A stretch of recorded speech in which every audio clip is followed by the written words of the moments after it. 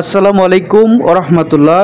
আপনাদের আজকে দেখাবো সেফটি একজন 2 গ্রাম আইভি, যা নাভানা ফার্মাসিউটিক্যালের generic name top safe IV injection 2 gram কিভাবে পুশ করতে হয় আর কিভাবে অ্যাম্পুলগুলো মিশাতে হয়, সম্পূর্ণ বিষয়ে আপনাদের সামনে আজকে আলোচনা করব।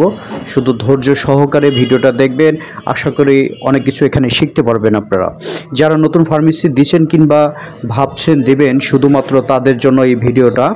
তো অনেকেই আমরা অ্যাম্পুল ভাঙতে গেলে হাতে লাগে, তো তাদের জন্য এটা আসলে সম্পূর্ণ সেফ। দেখেন আমি কিভাবে ভাঙছি। এটা আসলে 3 ml যে ইঞ্জেকশনটা আছে, ওই ইঞ্জেকশনের ইটা দিয়ে ভাঙলাম। আপনারা দেখতে পেলেন ওই খোসাটা দিয়ে ভাঙলে দেখা যায় যে আপনাদের হাতে কোনো আঘাত লাগবে না, কোনো কাটার কোনো চান্স থাকবে না। তো আপনারা দেখলেন কিভাবে ভাঙলাম। এবার পাউডারের সাথে মিক্স করব, আর একটার সাথে মিক্স করার পরে ওইটা সিরিঞ্জে উঠানোর পরে তারপরে হলো আরেকটা অ্যাম্পুলের সাথে আমরা মিক্স করব। তো আপনি চাইলে দুইটা একসাথেও মিক্স করতে পারেন, কোনো সমস্যা নাই। তো ধৈর্য সহকারে দেখতে থাকেন। আসলে এটা নাভানা ফার্মাসিউটিক্যালের।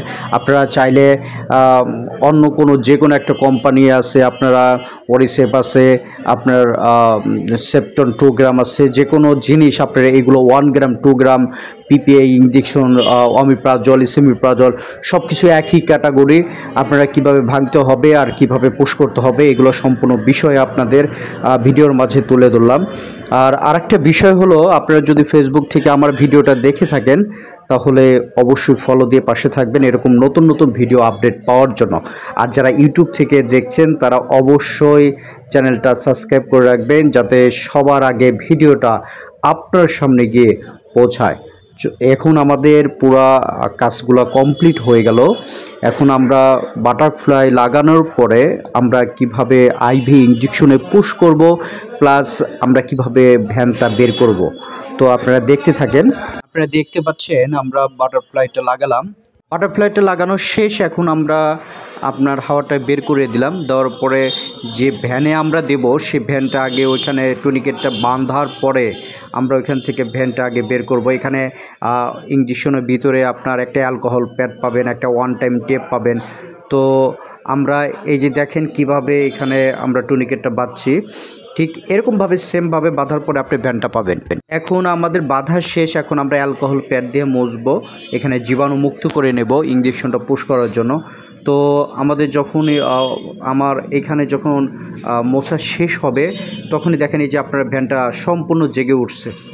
আবার একটু মুছে নিলাম, কারণ ওইখানে আমি হাত দিয়েছিলাম, এই জন্য আবারও জীবাণু মুক্ত করে নিলাম। এখন আমরা আইভি ইঞ্জেকশনে পুশ করব। নির্দিষ্ট একটা রগ বেছাই করে নেবেন যাতে রোগীর কোনো কষ্ট যাতে না হয়। তো আমরা এখানে দেখেন কিভাবে পুশ করলাম, ঠিক হালকাভাবে দিয়ে তারপরে ভ্যানে দেওয়ার পরে আমাদের ইনশাল্লাহ সাকসেস হয়ে গেছে, আপনারা দেখতে পেলেন। তো আমাদের এখানে কাজ শেষ।